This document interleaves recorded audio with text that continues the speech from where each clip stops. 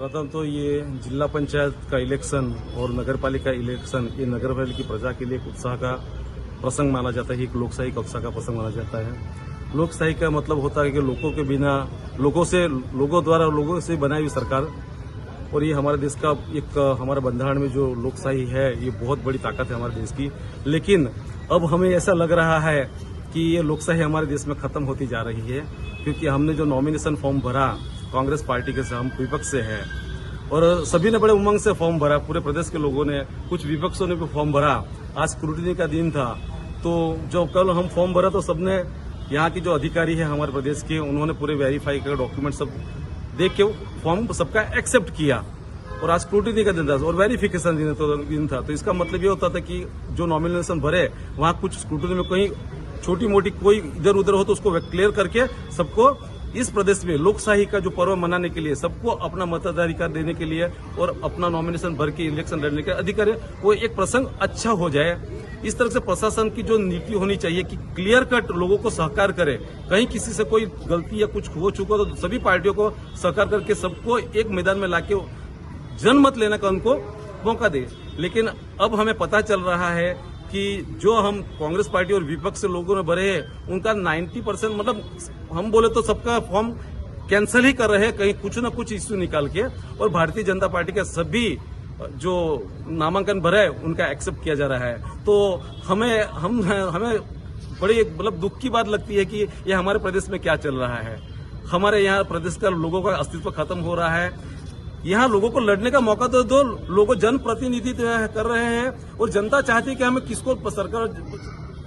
पंचायत सभ्य या जिला सरपंच बनाना चाहिए, उनको मौका तो दो। यहाँ ऐसा लग रहा है कि एक तरफा कुछ चल रहा है, पता नहीं किस तरह से, या प्रशासन की, या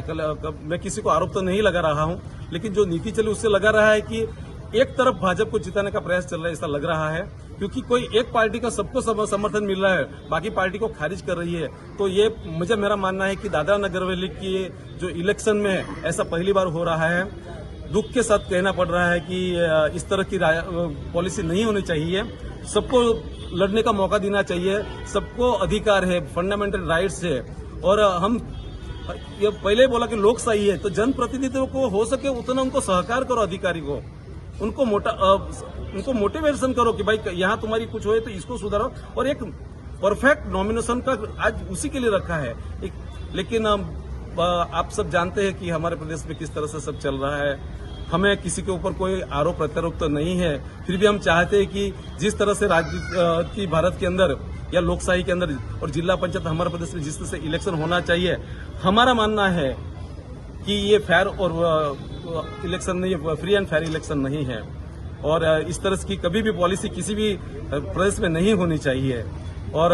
बस कैसे क्या करना है, नॉमिनेशन कैंसिल हुआ तो भाजपा की सरकार बन गई है, भाजपा के लोग जोर जोर से चिल्ला रहे हैं, फटाखा लाओ, मिठाई लाओ, तो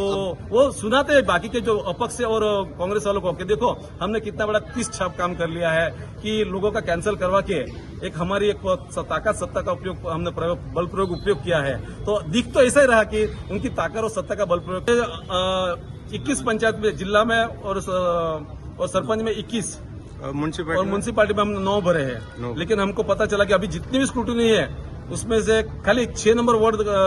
के हमारे एक बहन को कंफर्म किया है, बाकी हमारे सबको रिजेक्ट कर दिया। और रिजेक्ट करने का कारण भी जब हमने पूछा तो बोलता कि तुम्हारे जो कल 1000 रुपए का जो रिसीप फाड़ा था सरकार ने फॉर्म भरने के लिए, वो रिसीप आपका नहीं है इसलिए। अरे रिसीप तो जो नॉमिनेशन फॉर्म भरते उन्होंने बड़े, उनका रिकॉर्ड है, जब 1000 रुपए का रिसीप भरा तभी तो आपने फॉर्म एक्सेप्ट किया, तो रिसीप रिकॉर्ड में नहीं, ऐसा ज्यादातर सबका कैसे रिजेक्ट किया है। कलेक्टर साहब को मिले क्या? हमने कल भी हमारे साथ एक ऐसा ही हुआ था कि नॉमिनेशन फॉर्म भरने के लिए हमारे एक बहन 6 नंबर वार्ड से आई थी, 3 नंबर वार्ड से, तो गलती से उनको ये हॉल से जगह दूसरे हॉल में गया, पूरा वीडियो रिकॉर्डिंग है, उनकी वहां एंट्री हो गई, उनको टोकन दिया गया, फिर जब उनका नंबर बोला कि आपका ये नहीं, आपको वो हॉल में आपका नॉमिनेशन फॉर्म भरना है, तो फिर वहां से निकल कर वहां गया, तो वहां उनको एक्सेप्ट नहीं किया। तो कल हमारे दिग्गज जोशी जी कलेक्टर साहब से मिले, कलेक्टर साहब जब के पास गए कि इस तरह से हुआ है, वो तो बहन आ गई थी, बिफोर टाइम आ गई थी और अंदर ही थी, आपके प्रांगण के अंदर, आपके जुरिडिक्शन के अंदर ही। तो कलेक्टर साहब ने बोला कि नहीं ठीक है, उनको अलाउ करो। लेकिन हम जब वहां गए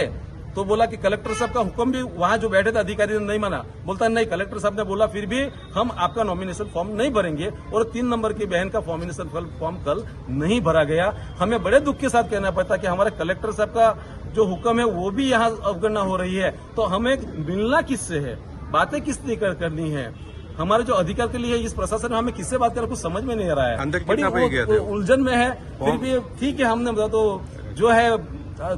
हम सबको अच्छी चीज मानते हैं, और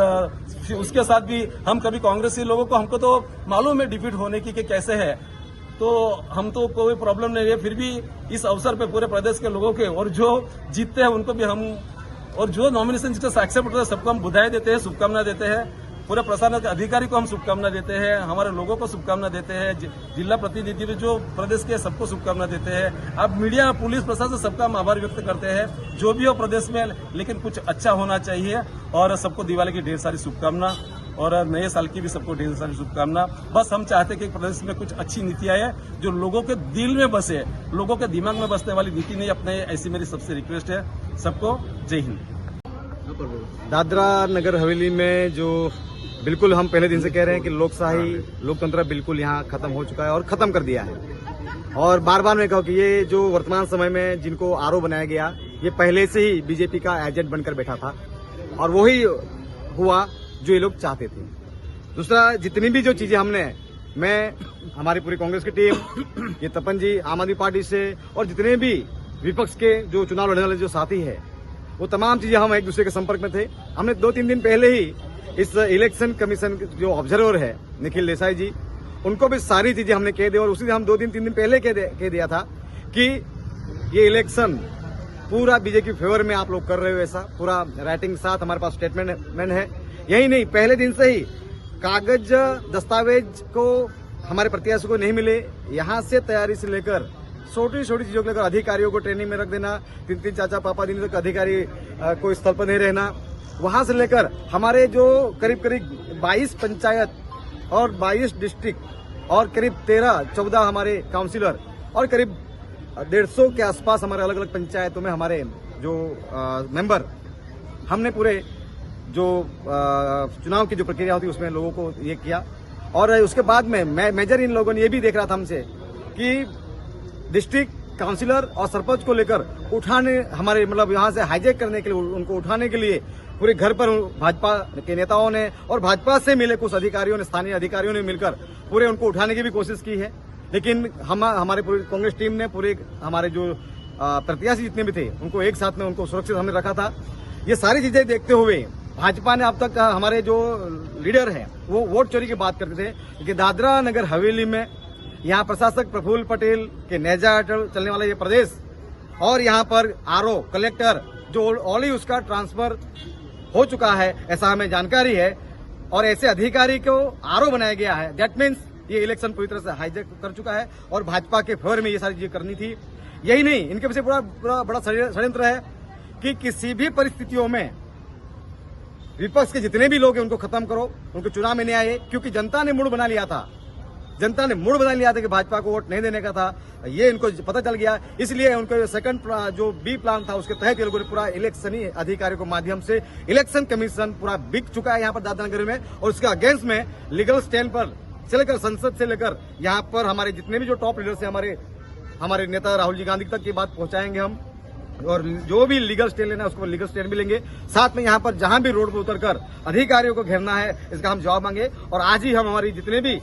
विपक्ष के जो साथी हमारे कांग्रेस पार्टी के साथ में जितने भी जो चुनाव लड़ने वाले साथी हैं, जो लोग हैं, जितनी भी पार्टियां हैं, मिलकर हम लोग लीगल स्टैंड लेंगे और आरओ को, इलेक्शन कमीशन को और जो भी जिम्मेदार अधिकारी उनको नोटिस देंगे आज।